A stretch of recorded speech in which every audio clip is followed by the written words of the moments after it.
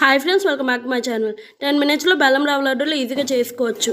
పిల్లలకి స్కూల్ నుండి రాగానే ఇలా చేసి చాలా ఇష్టంగా తింటారు. ముందుగా స్టవ్ ఆన్ చేసి కళాయి పెట్టుకొని నెయ్యి వేసుకుని ఒక కప్పు ఉప్మా రవ్వ వేసి వేయించుకోవాలి.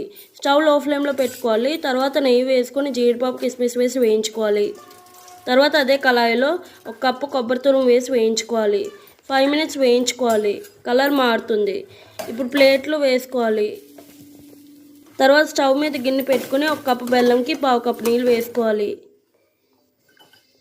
తర్వాత వేయించిన ఉప్మా రవ్వలో బెల్లం నీళ్ళు వేసుకుని కలుపుకోవాలి.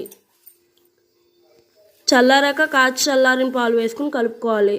ఒకేసారి పాలు ఎక్కువ వేయకూడదు. తర్వాత వేయించిన జీడిపప్పు కిస్మిస్ వేసుకుని కలుపుకోవాలి. ఇప్పుడు లడ్డు చేసుకోవాలి. పంచదారకు బదులు బెల్లం వేసుకుని రవ్వ లడ్డూలు చేసి చాలా టేస్టీగా ఉంటాయి. పిల్లలు కూడా ఇష్టంగా తింటారు. వీడియో నచ్చితే like, share, subscribe my channel.